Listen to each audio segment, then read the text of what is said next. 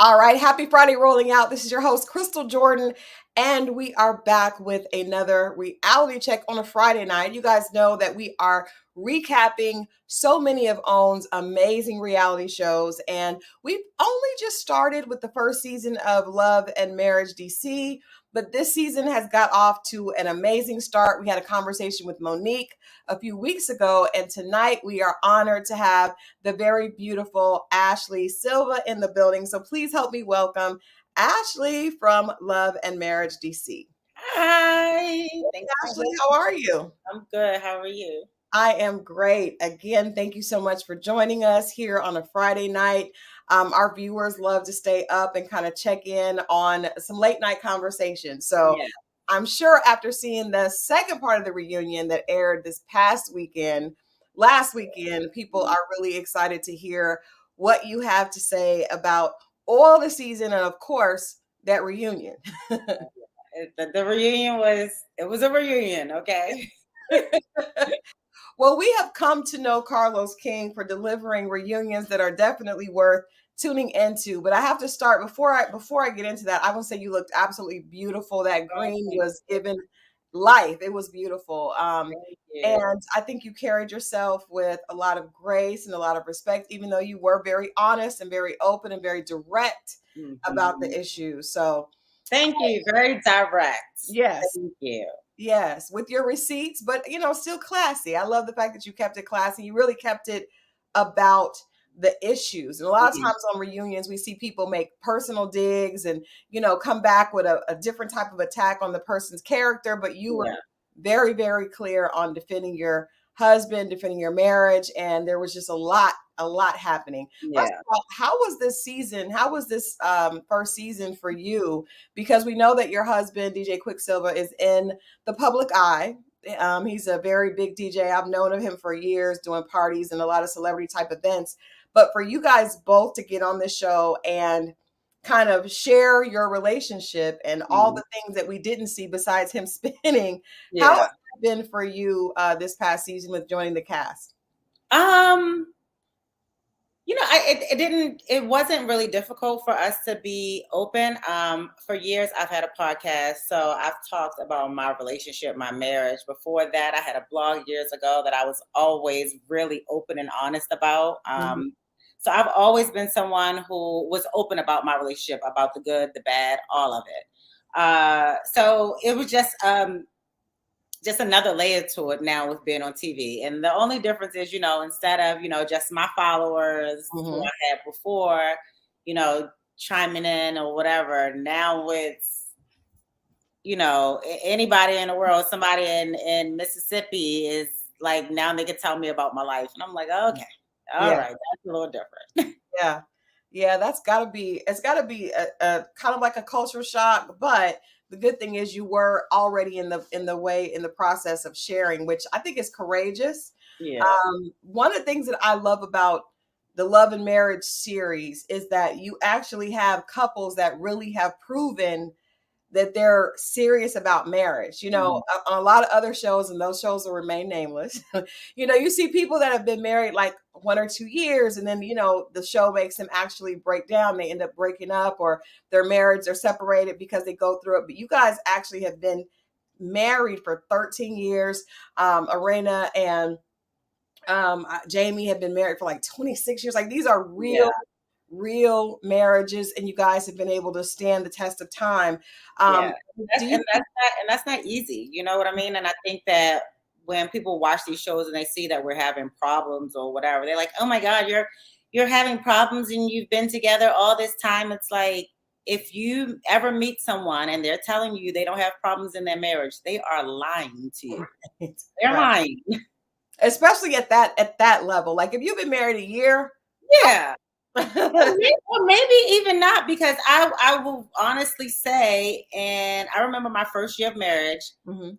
people telling me your first year is going to be hard, and my first year of marriage was hard, and I will tell people that too. I mean, it's just, I don't know what it is that makes it hard to just, with switches or snaps, but to make that commitment with someone in their lives. I've told people I've known Quick since I was a teenager. We got engaged when I was 21 years old. We got married when I was 23. I am not the same person I was when I agreed to marry him at 21. He's not the same person that he was. Our lives have changed dramatically.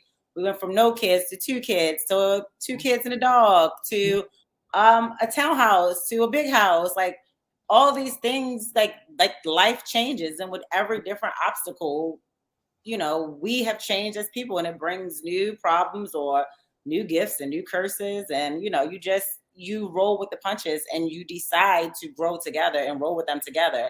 And that Yeah. don't mean that every day won't be easy.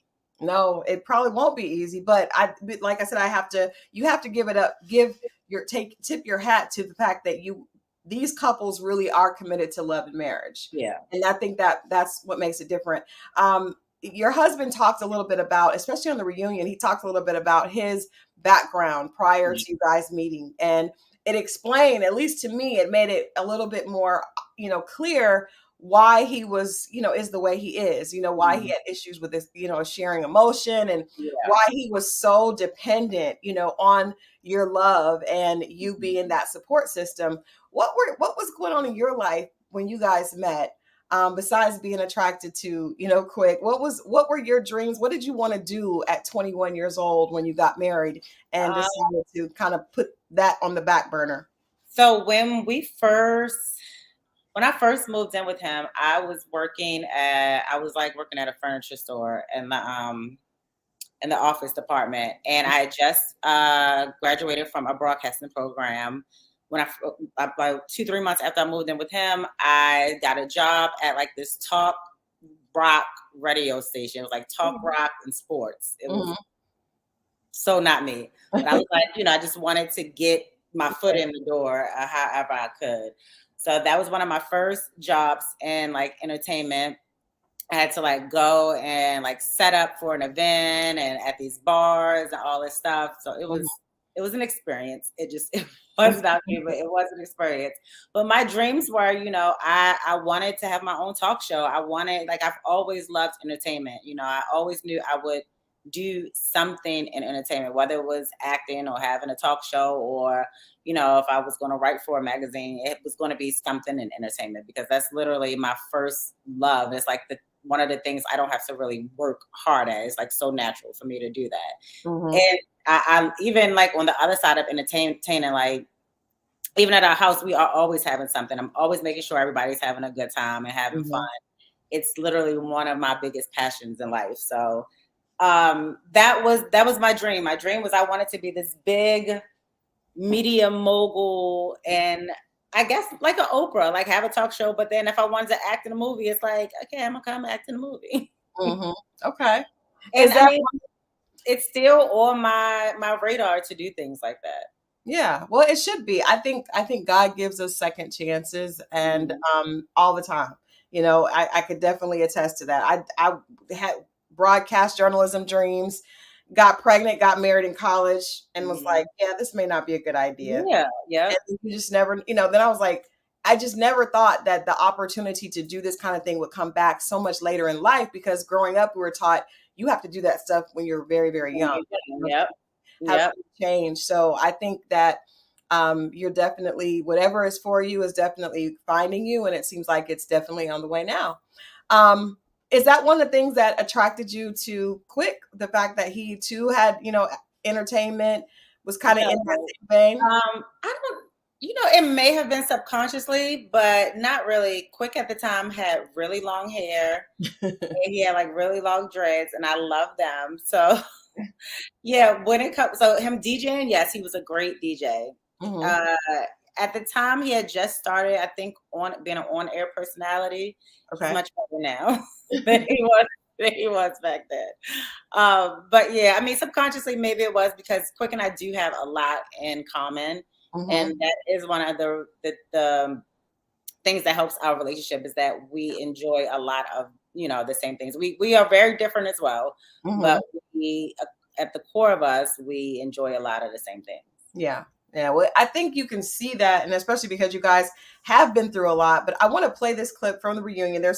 I had a hard time picking clips because there are so many really good clips, but I want to play this clip and talk a little bit about this conversation after we see that. Let's watch a clip from the Love and Marriage DC reunion, of course, hosted by the one and only Carlos. Quick, do you feel like you gave up your life to make Quick the success that he is? I definitely feel like that. Yes. I'm sorry.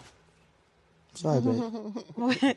We got engaged. I was 21 years old. I had to grow up super fast. My friends were still in college. They were all partying. I had a house and a husband and kids. And I wasn't able to go out and do those things for myself. I've always had to be Quick's motivator, his cheerleader, and then the person at home with the children. Yeah. You know, Quick would leave and get up and go out of town, and nobody would say anything. And I would be like, well, you know, I want to take a class that starts at 3 o'clock. And people were like, well, who's going to watch the kids?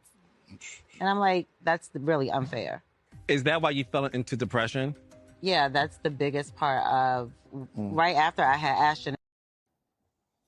So I want to ask you, watching that clip, I want to ask you, what was it? Was it your upbringing? Was it your commit? What gave you that strong commitment to, even when you were going through all that, right? I'm not going to leave this marriage, because there's so many people, especially in today's world, that would have been like, you know what? This sucks. I'm out. I don't want to have to be his everything. It's obvious the relationship, there was a lot of, you did a lot of the heavy lifting, at least early on. So what was it that made you stay and remain committed to your marriage to get to see a better day? Yeah. I mean, yeah. I didn't have, like, my parents got divorced when I think I was 3. I don't have, neither of my aunt or my uncle are married. Like, so I didn't have anyone. My grandfather passed away before I was born. So I didn't get to, you know, grow up seeing like a marriage that you fight for. And I always knew, like, you know, that was something that was important to me. If I ever decided to get married, to start a family, that fighting for my family was very important. There has never, what I'm not going to sit here and say is there was never a time that I didn't think about walking away, because I did. I'm not going to sit here and say there wasn't a time when Quick thought about walking away, because I'm sure he did as well. But the thing with Quick and I, this is so, it's so corny. And I've even got people like, they're like, y'all act like, I mean, y'all relationship, sometimes y'all act like this is too good to be true and stuff like that. But Quick and I love the hell out of each other. Like, we really, you know, that is my, I hate saying like best friend, because my best friend gets jealous. But, you know, Quick is just my person. He is the person in my life. Like, we're supposed to be in each other's lives. I am someone who I believe in soulmates, all of that kind of stuff. And I just know, like, we were made to be together. You know, there's nobody else that could deal with me but Quick, and vice versa. And then it's so funny because I have an older sister, so we didn't really have to share or anything like that. But the few times we did have to share, you know, as a sibling thing, Quick, when I met Quick, him and my sister had they had the same date, birthday. Their birthday's the same day. And they are so much alike. And I felt like, okay, God, it was like already preparing me for you through my sister, because they are so similar. I just feel like that, you know, he's my guy. He's the person for me. Bruno, who's at the door? Okay, somebody must be at the door. So yeah, I mean, that's just where Bruno. What is it? Come here. Come on. Okay, relax. So yeah, Bruno. I don't know what he's looking at, but yeah, that's it for me, Quick. And you know, I don't, if me and Quick don't ever work out, I don't think I'll ever get married again. I don't think I can commit myself to someone the way that I've committed myself to this marriage. You know, but I love being married, and I love him. I love being married. Did you know, like, how soon in your relationship did you know? Because, you know, at 21, what love feels like is so different. It's so intense, and it's so, it's very much like infatuation. Yes. You know? Yes. And I tell Quick that all the time. Like, I was so infatuated with him. You know, when we first met, I literally remember telling him when I was about 19 years old, I was like, we had like stopped talking for a while. And I was like, when we start talking again, you're going to want me to be your wife. And I told him, I was like, I'm going to say no. And I didn't. I should have said no. Sorry. But, you know, I mean, it did feel so different then. And now I look at it and I can see how people could say, like, you know, a lot of people didn't think that our marriage would last and things like that. And I can understand why people would think that because we were so young, because, you know, because of the type of career Quick was in. But we have made it work. And I am genuinely just so proud of us and so proud of our family. And I feel like, you know, a lot of people, maybe we don't brag enough on ourselves because that is something that it's a huge accomplishment. Yeah, it is. I think, you know, the proof is in the pudding. There are very few people that get married that young that are able to remain together. I mean, that is usually like the curse. Everyone's like, oh my God, they got married too young. And so that's why I wanted to know, like, what was it about you? Because I feel as though my intuition suggests that you, Ashley, were the glue that kind of kept things together. And even the way he responds to you now, you can tell he really appreciates the sacrifices that you made early on, you know, in the relationship. And I really appreciate that because I don't think in the beginning he understood that. You know, I wasn't working, so he was paying all the bills. He was taking care of everything. So he just felt basically like how a lot of men feel. You should be happy. You should be grateful. And it wasn't that I wasn't grateful because he did work so hard to take care of us, but it was like, sometimes I don't think he realized how much I did have to sacrifice and what all goes into raising, you know, a family, like taking care of a home, taking care of a grown man when they're sick or they're down or whatever it is. And once he started getting a taste of that, I think I got to the point where I was like, okay, you know what?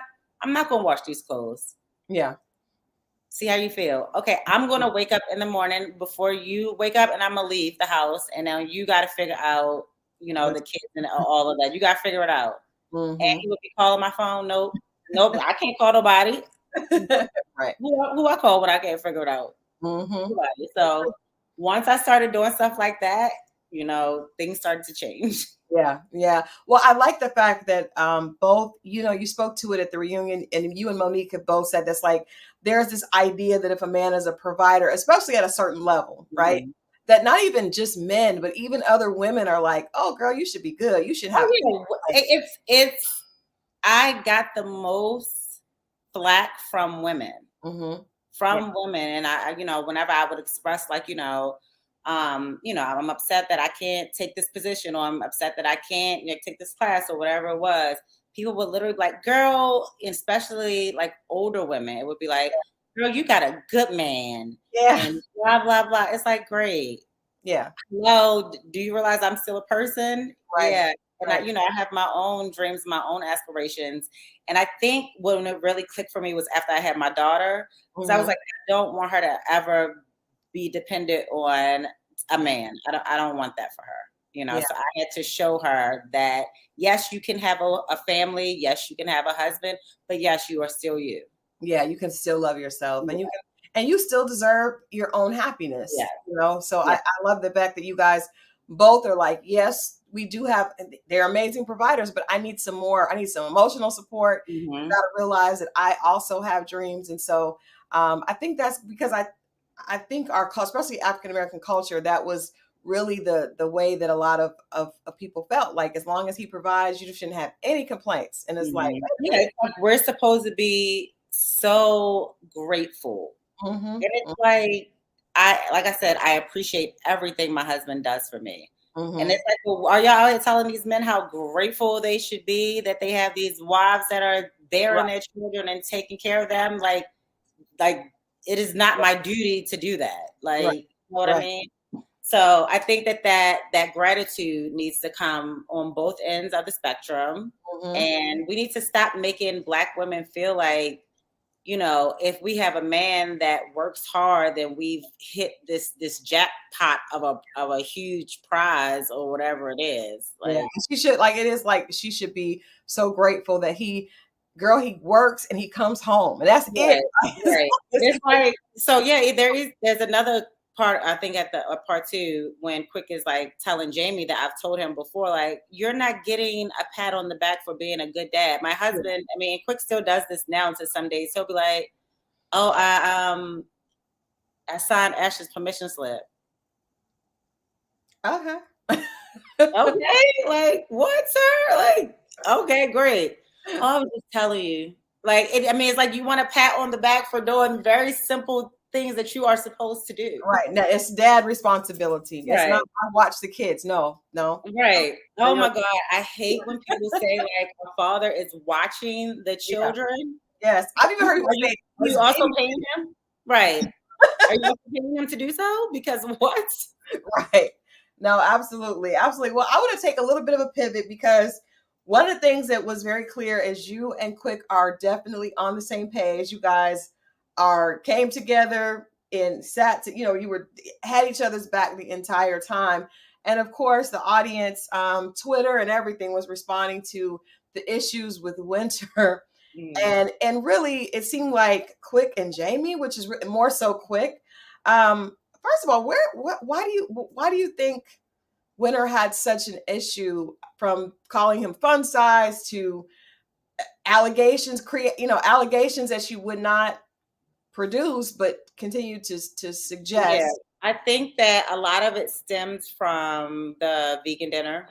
Mm-hmm. But even at the vegan dinner, after the vegan dinner, she repeatedly said to me, like, I'm fine that you ask questions. Mm-hmm. I felt like, your delivery was a little harsh or whatever. And I apologize for my delivery being harsh. We filmed that in January. Mm-hmm. In January, I apologized. I'm done. I'm not apologizing anymore. I told you, let's move on. Yeah. I don't want to hear about your husbands anymore. Let's move on. So when she and Monique had their dinner and Monique came back and, she told us, I was literally like, well, when I met up with this woman, this is not how this went down. She did not come to me, with, oh, I know about your husband, nothing like that. Mm-hmm. That's not what happened. Mm-hmm. And then she's like, I wouldn't have never said that. And then in the next breath, it was like, well, are you sure? Do you want to go find proof? Like stuff like that. So it was like, okay, now you really got a problem when you got an issue with me. And one thing with me, I done already told you, all right, I apologize. Let's move forward. You don't want to do it. You want a mean girl. But she accused you of being the mean girl. Exactly. So I'm like, if you want that from me, here you go. Now you got it. You can get it. You got it. Okay. You asked for it. Mm-hmm. Granted. So it just kept going and kept going and kept going. And I was so frustrated because there are multiple scenes that I say, like, me and Winter don't get along. She don't like me. That's fine. I don't want to be around her. Mm-hmm. But then every damn week, here I am having to be around her. And I'm like, please stop. Like, because guess what? Now that I know that you don't like me, now I'm going to irritate your soul. Right. I'm trying to figure out, but why though? Like, I don't understand. I still do not know. In all honesty, I mean, I don't know what's in her brain and her mind. Yeah. In all honesty, I feel like she wanted a moment. Okay. And I feel like that from the first day I met her. When I met her at Monique's event, she was not cast to be on the show. Mm-hmm. When she opened up about her first marriage, and then even after that, she and I had like a sidebar talk, and she was like, oh, I'm married now, but I'm going through a divorce. I've only been married for 6 months. Girl, we'll all have to get together for lunch. We're all still mic'd up while she's saying this. Mm-hmm. My best friend I literally was like, that bald head girl, she gonna be on the show. I literally said that to her. Exactly. Yeah. So after that, it was like, okay, after I said I was tired of talking about her husbands, it's like, if she don't get to talk about that, what else can she talk about? Yeah. So it's like, okay, let me come for you. My husband, outside of Monique and Chris, is the most popular person on the cast. Mm-hmm. Everybody in DC knows my husband, knows about him, has heard of him in some way. It's an easy target, I felt like. I told her before, I don't know anything about your husbands because I've never heard of them. Even though we play football, I've never heard his name before. Mm-hmm. So, yeah, and then I feel like, I don't know. Then it went on to Jamie. But as like you said at the reunion, oh no, she made it clear it's more so for Quick. It was definitely for Quick. It was definitely for Quick. I have a couple of questions on that. Do you think first of all, if because I'm sure with him being in the field that he is, there are probably lots of women that have tried to come to you and say things about him. You mentioned that. No, that is the funniest thing. I've never had a woman come to me and say anything. All what I've had is, and when I say rumors, this is the extent of rumors. Fake pages will say your husband is cheating on you.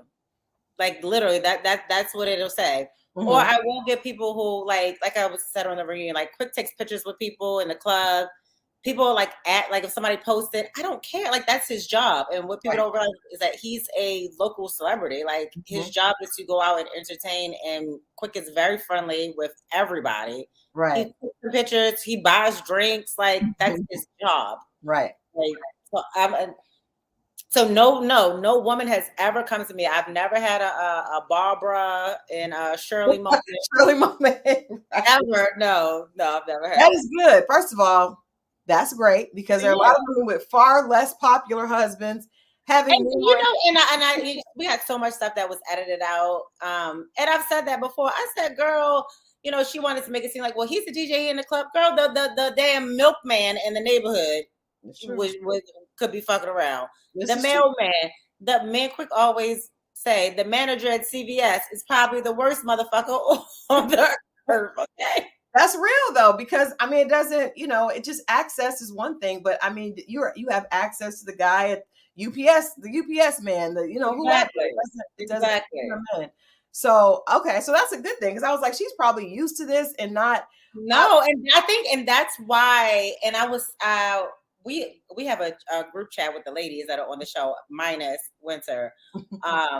And I said that to them. Like, I think that's why I was getting so angry with her. Like, I've never had anyone physically, personally come to me and say these kind of things ever.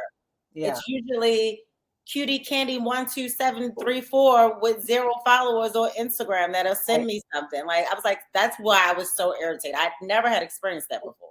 Yeah, that's crazy. Let me ask you this, because a lot of Twitter people on Twitter felt like Quick was because he was very upset, and he was, you guys were both going back and forth with Winter. Do you think that the conversation should have stayed between the two of you? Or do you think that he was right in kind of, checking her and going in on her? Because I do wish Quick would have chilled out on her. As you saw there, I kept putting my hand up, like for him to be quiet, for him to stop. But for clarity, there was something that happened outside of our show on Instagram with her and a guy who keeps talking about me, who has mentioned my name. And that is what Quick was referring to. So if you listen at the part, Quick says like, and because I'm like, tell that toothless man to keep my name out his mouth. And that's when Quick like gets really angry when I bring that up. I was like, is that her boyfriend? Because you said it, I was like, is she talking about a guy that she's seeing, or what? Who is this guy? Who is this toothless guy? Who is this toothless guy, child? We still trying to figure it out, because apparently, according to him, he's saying he knows me and he knows Quick, and neither one of us have ever seen this man in our lives. So he's been on her Instagram live with her a few times, like saying this. So that is who Quick is like referring to when he's getting upset and angry. It wasn't necessarily at Winter, but she was the only one sitting there. So I was not happy about how angry he got. And then I know this is a show, this is reality TV. People are going to interpret it however they want to interpret it. So everybody's like, a hit dog will holler. Why would he get so upset if it's not true? Well, even if he was getting upset to that, if somebody is out here going to keep telling me I'm cheating on my husband and I know I'm not, but so many times I'm gonna be calm, like, no, I'm not. No, I'm not. And mind you, like I said, we've been dealing with this since January. We filmed our reunion in June. So this is 6 months of this. And it's like, this is the first time Quick has ever said something to her. Like, you've had so much to say about me, lady. Like, shut the fuck up. Like, yeah, I was going to ask that. Have they had that? Because it did seem like it had built up, and the reunion was the opportunity for him to actually respond. And there were a lot of comments like, that it seemed like he was just very aggressive with her. But I mean, he was upset. You're coming for his marriage, and he has every right to defend his marriage. But again, like I said, I wish he would have just let me handle it, because I was doing a very fine job by myself. You were aggressive Ashley. Exactly. Right. last two questions about Winter. I think, what do you make of her all of a sudden deciding that she's not a relationship coach? She's spiritual. I think she decided that night when that episode aired. Okay.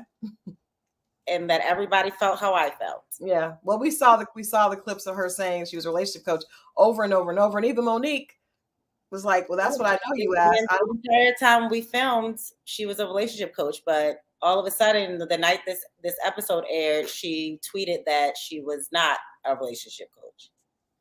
Do you think that? And she hadn't been one for a while, which is crazy because we had just filmed that about 2-3 months earlier. Yikes. Oh, okay. Do you think that she's just trying to get a slot on the show? Not even towards the end. From the very beginning, I felt like that. Yeah, like I said, when she first came in, and I told you, yeah, I felt like that from the very beginning. Yeah. And if I was a producer, I would have definitely wanted her on the show as well. Yeah, yeah. Well, I mean, to have the, I don't want to say balls, I guess, but to kind of go at these couples, these long-standing couples, probably did provide some entertainment. It definitely was entertaining, but I just wondered where the motivation was. Yeah, I mean, it's entertainment, but at the same time, it's our real lives. And I think what also bothered me is things that, like I said, that you guys didn't see when she talked about her first marriage. I told her, I was like, that is terrible. I'm so sorry that happened to you. I would never wish that on anybody. Like, I'm sure that was hurtful. Like all of these things I said to her. And then here she is like trying to tear my marriage down. And I was like, oh okay. This is the game you want to play?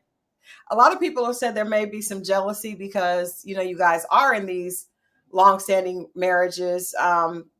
I mean, it could be. I don't want to put that on anybody and be like, oh, they're jealous. I don't know. I don't know what's in her head. I honestly do not know. Yeah. Okay. Well, let's move on. Let's move on. Out of the other couples, we know that Monique, Chris and Quick are, have some similarities. Are there do you feel like you guys are most similar, I guess, to that dynamic, or Arena and Jamie? Like, where do you see? I feel like we're somewhere in the middle. I think we are our own. You know what? Maybe we're not. I just think we all are very different couples. Honestly, I think we are also different. We are Quick and Ash. I mean, it's literally we're the marriage middle couple, but the similarities in the begin very surface, that Monique is now finding her way and, coming from a man who was very financially provided. Jamie and Arena, they both, Jamie's in the nightlife too. So that was where our similarities drew from that. Other than that, I don't feel like there's a lot of other marriage similarities. Yeah. Was there anything, because there were a lot of comments on Monique and Chris, especially like how she talked to him throughout the season, and then even with Jamie and Arena, a lot of people were concerned, like, is he abusive? Like, he just it was a lot on both sides. Was there anything that you saw from those other couples that you thought, when that you didn't know until you actually saw the episode air, that you thought, wow, that's a little bit much, or I didn't know that was going on? It was things I felt like I didn't know that was going on because, like you said, we weren't there when they filmed like their one-on-one scenes or their family scenes, things like that. As far as Jamie and Arena and the abusiveness, I hated that people were saying that because I've never seen him act like that. Like I don't get that from him at all. And I've been around them multiple times. They're over here. Their kids come over. Like I don't see that. Yeah. So people take a little clip, like when he like does like this in her face or whatever, and it's like, okay, guys, it literally was 1.5 seconds. He didn't slap her across her face. He did. It literally was like okay, let's stop. And it was a one, but on camera it can be slowed down, and now it's intense music behind it, and zooming in on everybody's face, and so I hated that. As far as Monique and Chris, I do feel like I think Chris loves Monique. Mm-hmm. And it is so evident. And I know Monique loves him too. But I Mm-hmm. think that he's trying. And again, he wasn't a man who had to show a lot of emotion. He wasn't a man that had to do much because I am the provider. And now he's learning how to live on the other side of that. And Mm-hmm. it's something to learn. Yeah. Yeah. Uh, Monique's, I guess, delivery and tone, Yeah. you know, Yeah. have been something that a lot of people have had an issue with. Yeah. But I think I had to ask myself, even when I was watching certain scenes, and I was like, that's a little bit much. We have kind of been programmed to, girl, you got it good. You should just be quiet. Yeah, exactly. And so for me, like I said, I've been there before. I've had those conversations. The only difference is mine weren't on TV. I've had those conversations. And when people say, well, you're nagging because you're asking over and over again, because a lot of the times, and I've been in that situation where my husband is like, I'm going to work on it. I'm going to work on it. And then it doesn't change. So I have to bring it back up. Yeah. You know, and it sounds like I'm nagging, but I'm not. I'm telling you what I want and what I need from you. The same way you get to tell me what you want and need from me, I get to do the exact same thing. Yeah, I guess when a woman holds a man accountable, it sounds different because we have a different way. Yeah. So I think people kind of were responding to that. I want to ask you really quickly about, because you've been very candid about the fact that you were diagnosed with depression, and I think so many women, especially, you kind of give up yourself, right? Mm-hmm. For husband, kids, work, friends, everything. Mm-hmm. And we think it's like, this is what I'm supposed to do. I'm being a good wife, I'm being a good mom, being a good friend. And then I deplete myself. And that does lead to depression. So how did you pull out of that? And what advice would you give to other women that may be in that going through that same cycle of trying so hard to give, basically to prove that they're doing a good job, and in the middle of that lose themselves? Yeah. First off, I think being aware and seeing someone to get yourself diagnosed. A lot of times we go through these things and we just keep brushing them off. Like, it'll get better. I'm having a bad day. I'm having a bad week, whatever. And these bad days and bad weeks keep coming. And then once you are officially diagnosed, do the work. Don't be afraid or ashamed to see a therapist. You're not ashamed to go to the doctor for any other ailment. Don't be ashamed and afraid to do that. If it's therapy that you need, get therapy. If you need to be on medication, do that. There are holistic approaches. There are physical approaches. For me, I know I had a time where I was working out like crazy and it just made me feel so much better, going for a walk, all of those things. And even now, there are days when I'll have bad days, but now I know how to work through them. Instead of like living in sadness, I know how to work through them. Yeah. And also, they can go pre-order my new book. Okay. It's called Do That Shit, which I talk a lot about how, I've worked through my own issues and my depression, my battle with depression. Nice. So yeah, I'm very open about it. That's big, because I think, especially for our community, it's important for people to see people they can relate to, because the picture of what depression looks like doesn't look like a woman that looks, you look like a woman that has it all. She's beautiful. And that's the thing. And then, even when we're watching these commercials, that's what it is. It's like some lady she has on gray and it's raining and it's an umbrella and she's Yeah. Face. Yeah. Right. And it's not like, that's not what depression looks like all the time. And there was a meme that was going around like with all these celebrities that have been diagnosed with depression and all these happy smiley faces. And I'm like, yes, that is the face of depression as well. Yeah. A lot of us are hiding, are hiding it. So I want less people to hide and more people to get help. Get help. We'll definitely have to share with people. Can you give us I'm sure people could go follow you on Instagram and get the information for the book, right? You can get all the information on Instagram, but you can get the VIP bundle on ashleybrittanysilva.com, and you can get the actual book on Amazon, Barnes & Nobles, and Books A Million. Very nice. Well, I'm sure you'll be going on a tour, so we'll have to catch up with you then. What would you tell yourself? Because I think when you look now, and that's the beauty of being able to stay in something, you can look back and see where you might have made some mistakes. You can help other people. What would you have told 23-year-old Ashley when she married quick? What would you do differently at that point that you think might have kept you from some of the sadness and some of the overwhelmed, feelings that you had to go through to get to the point that you are now? I would tell myself to give myself grace, because I felt so often that because I was so young, because so many people didn't think that our marriage would last, that I had to overcompensate. I had to keep proving that I was a good mom. I had to keep proving I was a good wife, you know? And when I look back on it, I didn't have to prove that. I am a great mom. I'm a great wife. And I'm just getting to the point where I can, you know, give myself kudos. So I do it a lot. I'm one of the best moms that I know. And it's like, if I would have known that about myself then, it's like you killing this mom game. You don't have to try so hard. Like you're killing this wife thing. Like you don't have to prove anything to anybody. I wish I could go back and tell myself that. Yeah, and it's okay to take a break, and it's okay to do stuff for yourself, and it doesn't make you a bad mom or wife. Yeah, because all you feel mom guilt, like if you do something nice for yourself. Yeah. So where are you and Quick now? It seems like you guys are in a great place. I think you guys are absolutely adorable. Where are you guys in your relationship? It also feels like there's been a shift, and he's kind of like, you know, making sure that you're the one that's good. I know he said he loves being, you know, being Ashley's husband. Where are you guys at now? Quick is a lot. But no, Quick and I are great. We're good a lot of the time, even it, you know, but is Quick still working as much? Yes, Quick's at work right now. That's not going to change. I don't, you know, I don't know what has to happen. We needed to win that $1 billion Mega Millions last week. That probably would be the only thing that could get him to ever slow down and work. And even then, he would still go to work. I wanted to ask you, like, would you have been okay with him slowing down and maybe not having some of the financial benefit?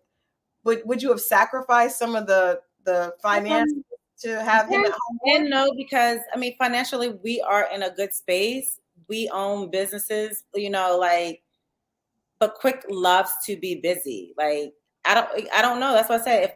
Even if we had $1 billion right now, Quick would still find a party to do. It's his identity, probably. Like, you know, Michael Jordan went to play golf, you know, just like, what are you doing? Right. I mean, because it's what he loves. But no, we are in a good space. You know, and I hope that resonated on TV, that even when we are having certain issues, that at the core of us, we are in a really good marriage. Yeah.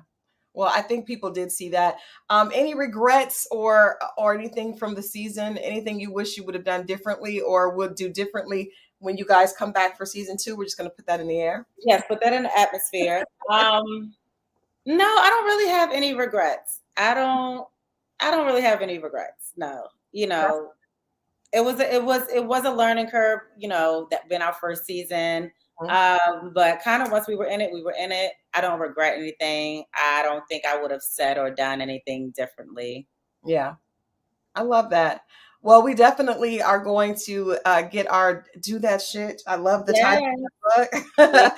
Love that. And I'm sure that, I mean, there's a lot of women, especially the demographic that loves this show, loves this, you know, this franchise, really can relate to all the marriages and the different things. And we appreciate the fact that you guys are definitively showing Black love in a real way. That's important for people to see. So thank you so much for hanging out with us here on a Friday night. We're definitely waiting to hear the announcement for Love and Marriage DC. We're waiting too, girl. Thank you so much. Have a great weekend, Ashley. We look forward to hearing more from you soon. Bye. Bye.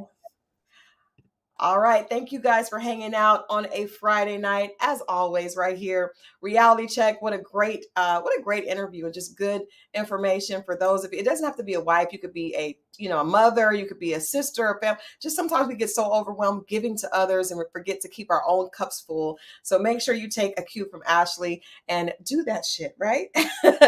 Well, again, thanks for hanging out. This is going to be an amazing weekend. I will be back on Monday at 8 p.m. with more Reality Check right here on Rolling Out, or of course on YouTube. If you enjoyed this conversation, make sure that you like, share, and subscribe so other people can hear it as well. And we'll see you right back here Monday at 8. All right. Have a great weekend. Bye-bye.